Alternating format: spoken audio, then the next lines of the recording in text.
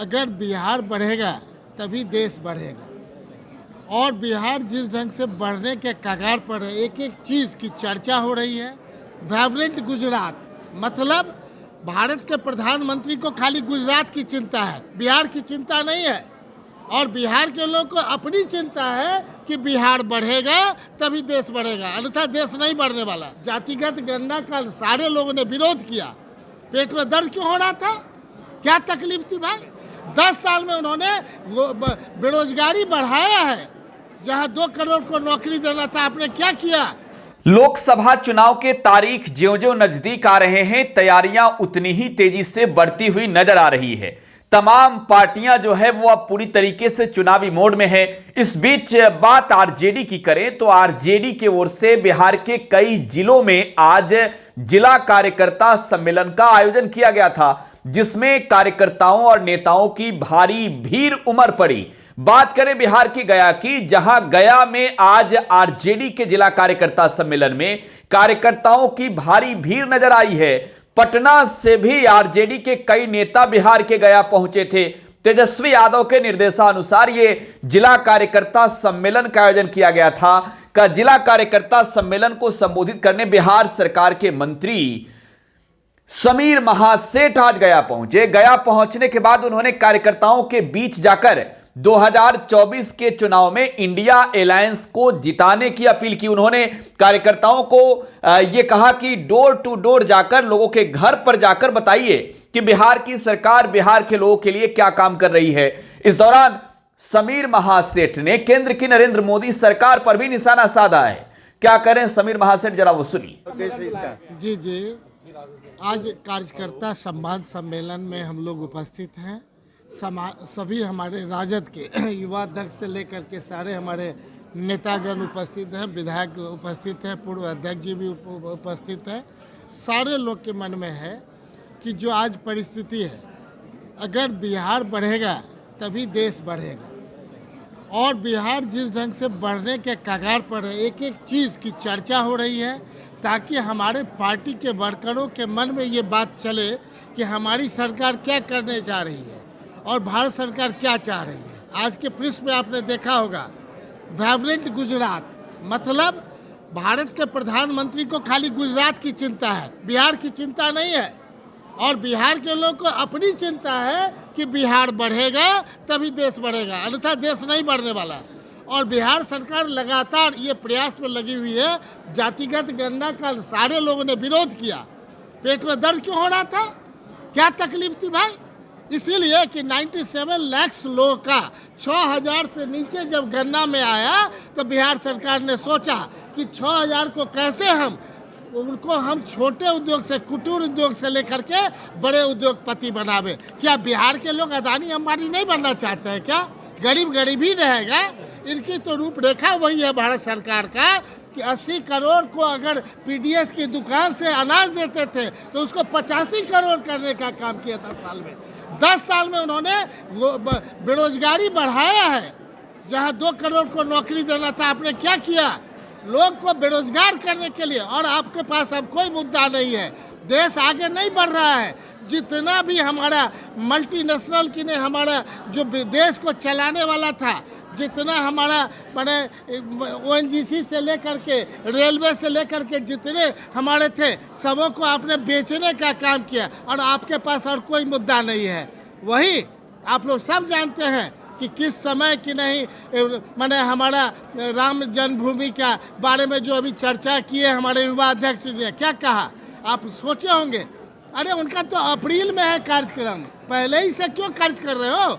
हैं, पूरा मंदिर बना नहीं है, आप करो। लेकिन आप इलेक्शन का मुद्दा बना करके आप ये कर रहे हो। जनता बुड़बक नहीं है। हमारी बिहार की जनता ये जानती है कि आदरणीय लालू प्रसाद जी का सपनों को साकार करने के लिए एक समय था कि लोग जानते हैं, चाहे वो गया हो चाहे 38 जिला हो, हम कहाँ थे और किस ढंग से आदरणीय लालू प्रसाद जी ने जिस ढंग से आगे बढ़ाने का काम किया। लेकिन माननीय हमारे आदरणीय डिप्टी सीएम तेजस्वी जी जो हर एक A to Z समाज को लेकर के आगे बढ़ना चाहते हैं और हर एक को आगे बढ़ाने का लिए दृढ़ संकल्पित है। 38 जिला मानता है कि 38 जिला को किस ढंग से आगे बढ़ाने का काम हो रहा है। अभी आप देख रहे होंगे पूरा बिहार में अगर मान लीजिए SEZ की बात हो रही है, कहाँ पे है SEZ, special economic zone? Bihar छोड़ करके कहीं चले जाइए, सब जगह स्पेशल इकोनॉमिक जोन्स होगा।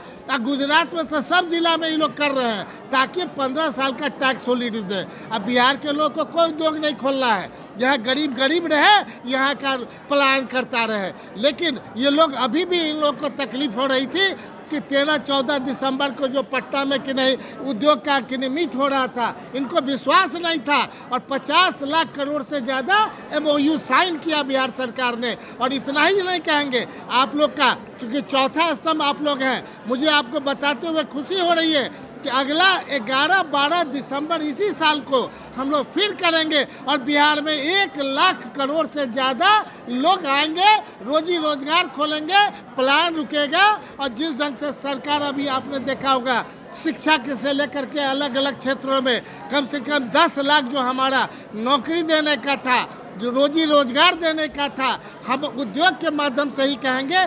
जहां 50,000 लोगों को हमने 10 लाख योजना से, जिसमें महिलाओं को 5 लाख तो लौटाना ही नहीं, किसी को नहीं लौटाना है। अब 5 लाख में कोई एक पैसा इंटरेस्ट नहीं देना है। पूरे देश में इस तरह का कहीं नहीं है। आप वहाँ से नहीं सोचे, हर एक जगह महिला हो, युवा हो, अल्पसंख्यक हो, हर एक जगह के बाद हमने दिव्यांगों को भी बिहार में जोड़ने का काम किया। अब 500 से ज़्यादा दिव्यांगों को भी 10 लाख की योजना से जोड़ने का काम किया। और इस वर्ष जब देश में हर जगह लोग सोच रहे हैं, लेकिन बिहार के लोगों में हम इतना ही कहेंगे, जो जज्बा है, उत्साह है युवा में, पूरे देश में युवा सबसे ज़्यादा बिहार का है। और हर एक टीदिंग प्रॉब्लम से बिहार माननीय तेजस्वी जी के नेतृत्व में ये बाहर निकल चुका है। आदरणीय मुख्यमंत्री नीतीश कुमार के नेतृत्व में ये बाहर निकल गया है। कोई भी, चाहे सड़क हो, चाहे बिजली हो, चाहे पानी हो, हर एक मामले में हम आगे बढ़ चुके हैं। केवल आवश्यकता है अपने दृढ़ संकल्पों के वजह से बिहार को आगे ले जाए। और इसी संकल्प के लिए हम लोग आए हैं कि हर एक चौक चौराहे पे जा करके अपने राजद सरकार और महागठबंधन के बारे में निश्चित तौर पे बतावें, ताकि आप हर सूरत में बिहार को 5 साल के अंदर, जब पूरे देश में एक बार कहते हैं किसान आंदोलन हुआ, क्या किया किसान आंदोलन का? देखिए 1,68,000 करोड़ बिहार सरकार ने 5 साल में देने का काम किया, जिसमें भारत के राष्ट्रपति जी आई थी और उन्होंने उद्घाटन किया। और 20% करके हम दे रहे हैं। हर एक किसानों का भी समस्या दूर होगा, युवाओं का समस्या दूर होगा, शिक्षा से लेकर के हर एक डिपार्टमेंट इम्प्रूव कर रहा है। तब पेट में इनको दर्द हो रहा है भारतीय जनता पार्टी को, इसलिए ये एक अलग पाठ कर रहे हैं ताकि एक हिंदुत्व जगा दें। और ये हिंदुत्व से कोई काम चलने वाला नहीं है। हम मिथिला के क्षेत्र से आते हैं, सीता मैया बुला रही है, क्या गा रही है कि कहाँ हो?